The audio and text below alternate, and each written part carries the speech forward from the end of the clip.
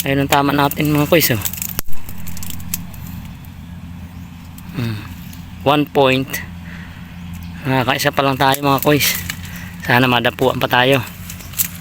Nakalaglag na tayo ng isang tukmo. Ito yung gamit ko nga pala mga koys, oh.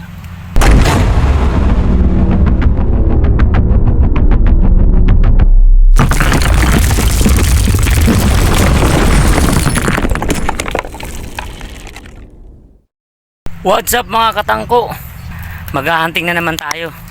Dahil araw ngayon ng mahal na araw. Ang oras ay 1:30 na yata.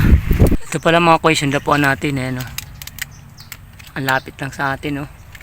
10 meters lang yata siguro yan. Oh. Madalang lang yung dapo pero malalaki. Tiyaga-tiyaga lang natin, di ba? Tiyaga lang tayo, makakalaglag din tayo hanggang mamaya.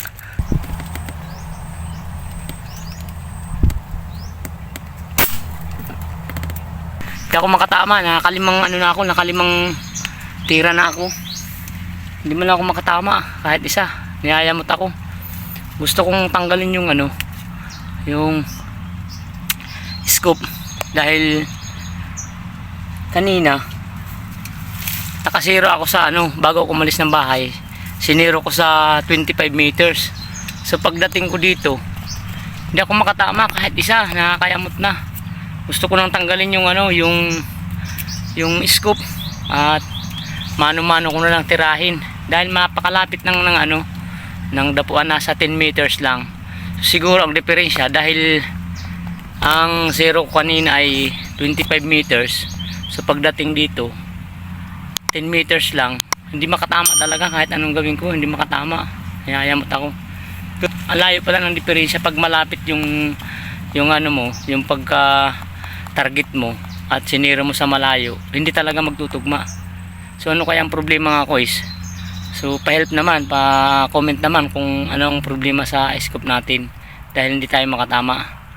Okay mga koys, nakalaglag na tayo ng isang tukmo. So kanina pa tayo dito, ngayon lang tayo nakalaglag. At syempre ito yung gamit ko nga pala mga koys, oh. Yung arm score. Ito yung gamit ko ngayon. So ayun mga koys, stay tuned lang. Pulutin muna natin yung nalaglag natin. Natin pala koys, nalaglag yung isa, oh. Ay yung dapuan na dinapuan. At saka syempre yung binabantayan natin, yan naman. At saka yung taguan ko dito, malapit lang. Ang baba lang na dinapuan. Sana kaya dito banda yun.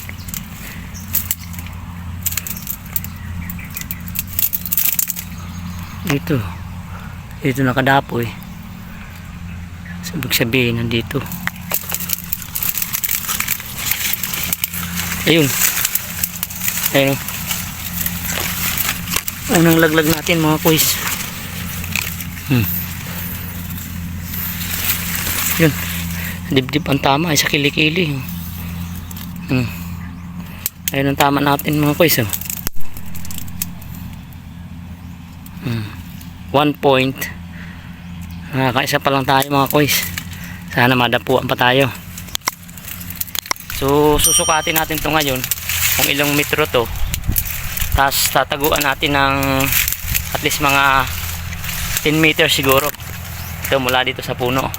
Magsusuka tayo. Kasi hindi ako makatama kanina pa, eh. Nakalimang base na ako, puro hindi man lang makatama. Kahit daplis wala, eh. So stay tuned lang mga koys. Uwi na tayo mga koys. Wala, mahina talaga ngayon. Alas 2:47 na. Mag-aalas 3 na. Magbe-Biyernes Santo na mga koys. Nandito tayo sa gubat. Ito lang yung yung laglag natin, isa lang. Wala, mahina. Na yung baril natin hindi makatama. Ibang ko kung ano nangyari dito. Naka 10 tira siguro ako. Hindi man lang nakatama. Isa lang yung tinamaan ko mga koys. Wala. Ito lang yung dapuan natin, oh. Lapit lang, oh. Baba pa, oh. Wala, ang dami kong tinamaan ni Jumaplis, hindi man lang dumaplis eh. Ewan kung ano nangyari sa ano natin, baril natin.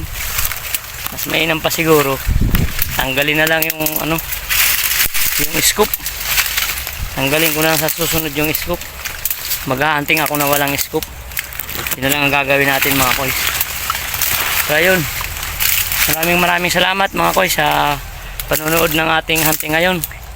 Ngayon ay mahal na araw.